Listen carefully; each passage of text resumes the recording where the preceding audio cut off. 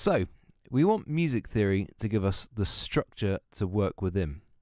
Now, when you look at a keyboard and just start hitting keys, it's going to sound pretty bad. So, bit by bit, we are going to narrow down which keys we can hit and in which order to make nice, pleasing sounds.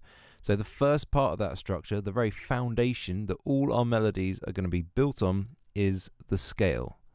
So a scale is kind of a selection of notes from an octave that have a certain sort of harmonic resonance when combined together. There are, of course, many different scale types you can choose from, but 95% of the time in electronic music you will hear either major or minor scales, and that's it. So to keep it simple for yourself, just stick to those two. Of course, nothing is going to stop you from trying other scales, and what I'm going to teach you is 100% transferable to other scales with respect to sort of building chord progressions and melodies. It's the same rules apply no matter what scale you're in. But for now, life is just going to be easier for you just picking one of those two. So what's the difference between major and minor scales? Well, generally speaking, major scales sound brighter, more uplifting. Minor scales tend to sound a little bit darker, more emotional. Now, that's not to say you can't have a happy song written in a minor scale, for example, but that's pretty much how most people describe the difference. I tend to lean towards major scales most of the time. I don't know why, I just like the sort of happy sound, I guess. So I'm going to stick with that for now, but it doesn't really matter. Either or, the same rules are going to apply.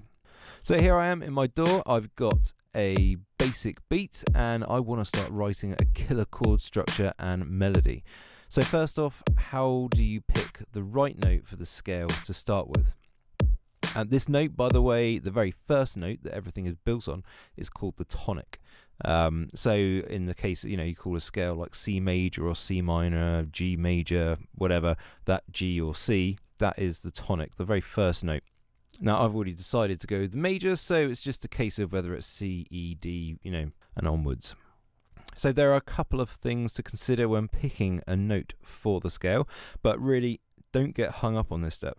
It's really easy to change things later on, so unless you have a vocal to work to or something that has already got a strong melodic presence in your track, like an instrument note or a kick drum, then just pick a note and get on with writing the melody. Obviously, if you have a vocal, like you're doing a remix or something, then you need to match the scale that it's sung in, and you can learn how to do that in a later video in this course.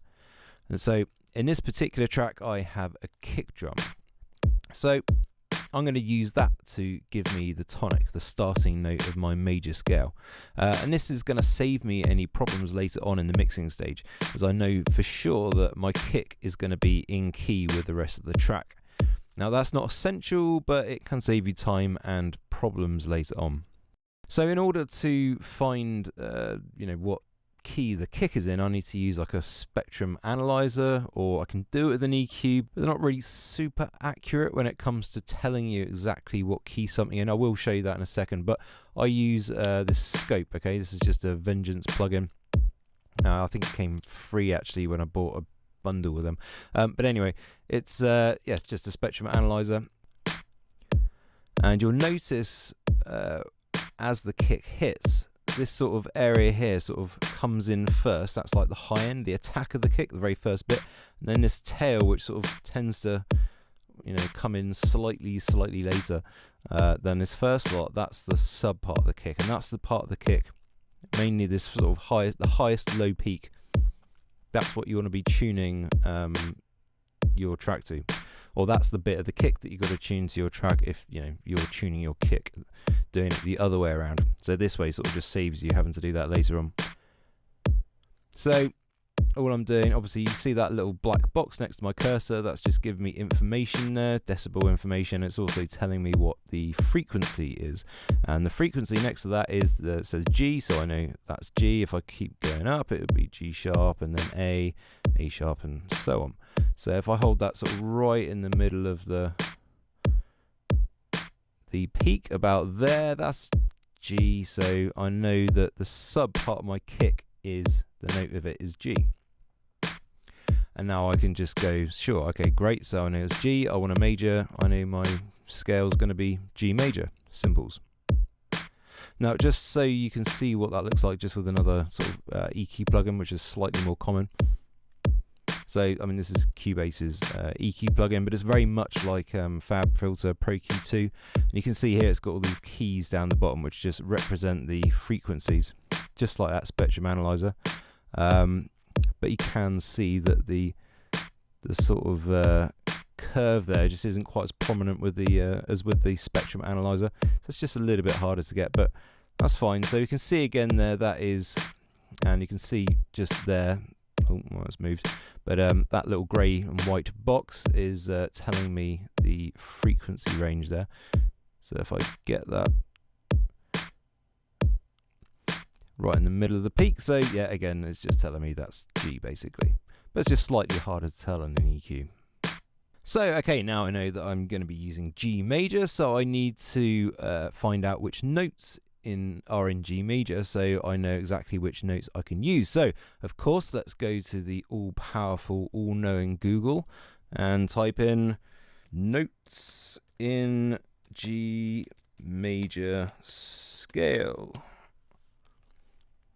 Okay, so, I mean, it's actually telling me there, but it's quite handy if you go to images.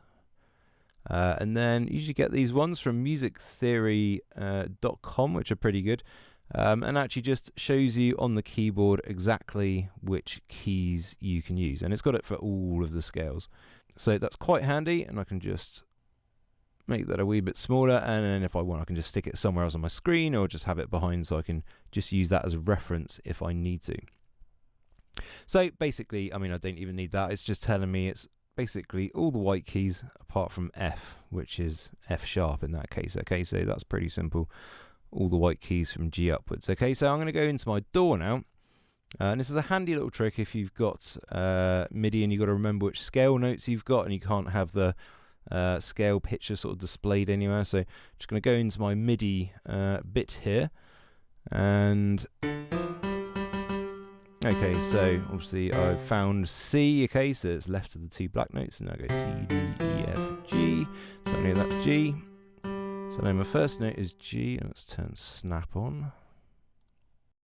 Okay, so I know the first note is G, I know it's all, white, oh my goodness, crazy fingers. And I know it's all white notes up until F, which is there. So that's F, so I know that's F sharp. And then of course the scale would repeat again on G. Okay, so those are the notes, and I could just double check that. And yep, G, A, B, C, D, E, and then F sharp, which is fine. Okay, so that's all of my notes there. Okay, so that's fine. Now I've got my notes there. I know that's G major scale, and I'm just gonna literally mute them just so I don't get any random crazy noises coming out of my system, and that's it. So now I can just start sort of programming all my notes in. So that, friends, is the very first rule.